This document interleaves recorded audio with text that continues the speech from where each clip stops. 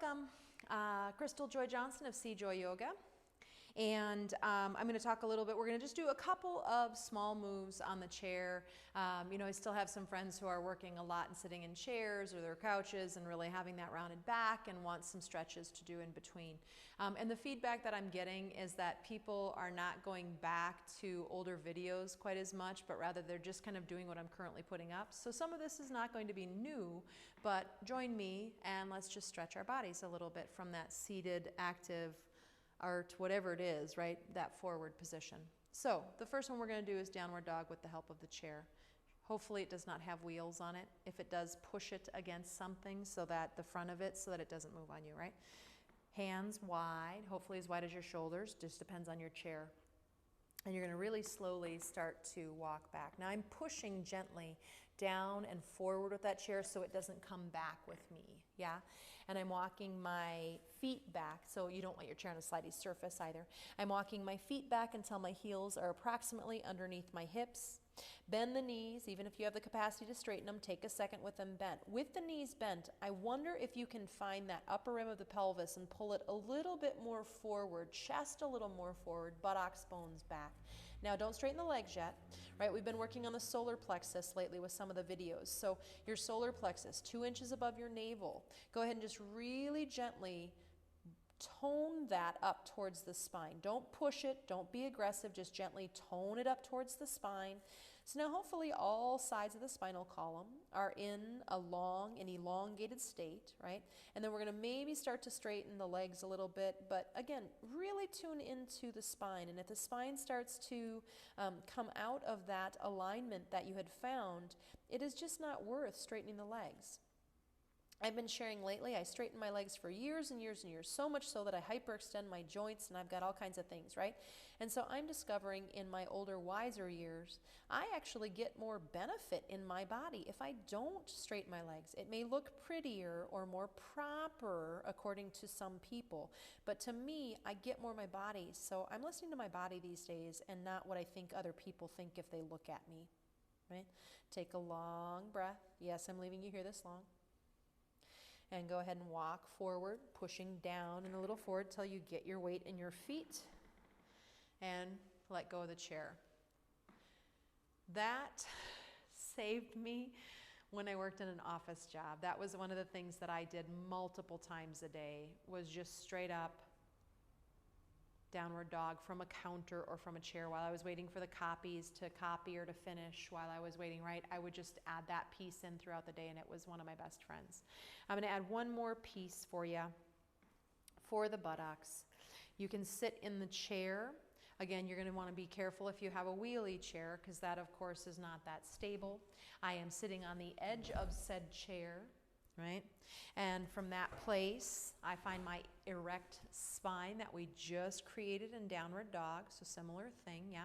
And then I'm gonna bring my right foot up on my knee. Now, if I can't quite get it, I could always bring that left foot way further forward. And then I'm going to inch it back until I just start to find a position I can hold, right? I'm going to grab onto the shin, the right shin, and I'm going to pull against it, and I'm going to try and pull that upper rim back in without my solar plexus flaring, right? And then that might be plenty, and you might be in that right buttocks. You might start to fold out over.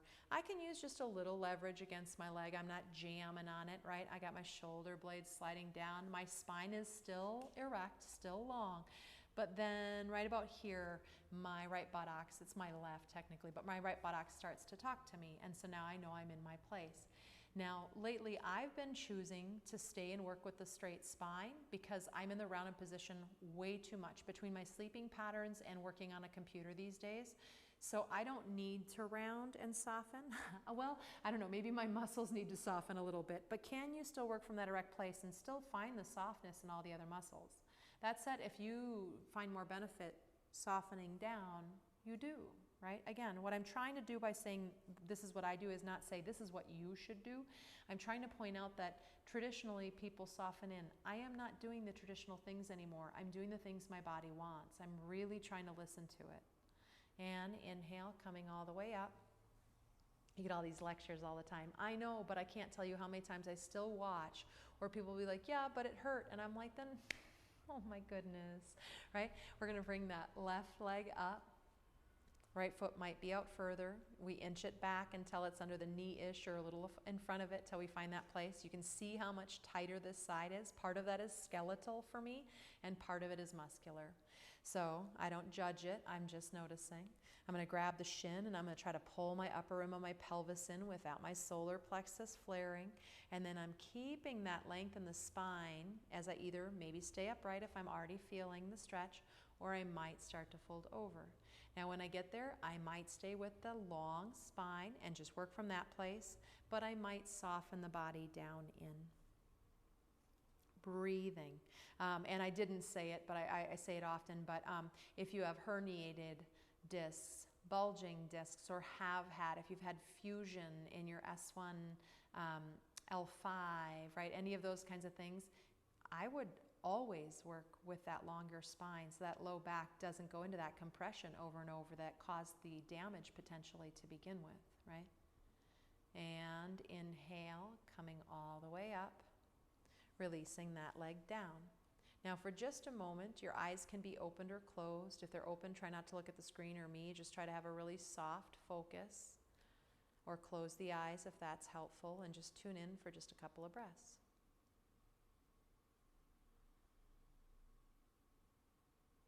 And if I were to bring your awareness to your spine, let's start in the low back. There's a natural curve to it, no doubt about it. I'm not asking you to move further in, but notice what side of your spine might be longer, might be shorter, right?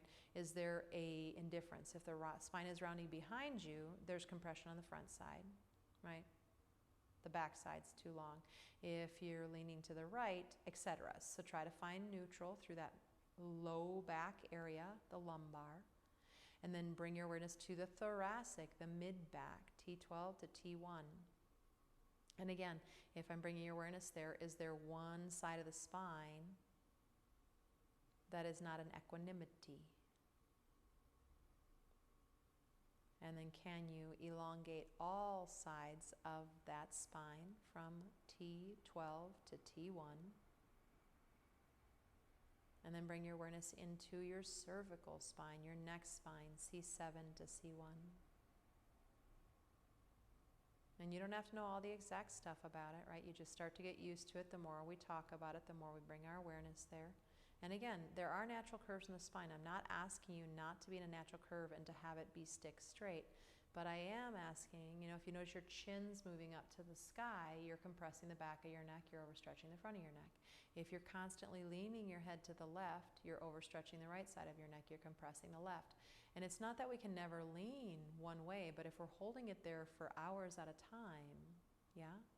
If the chin is diving down, which is what we do every time we're on a computer and a phone, by the way, right? Then we're overstretching the back of the neck, we're compressing the front. Where is your neutral?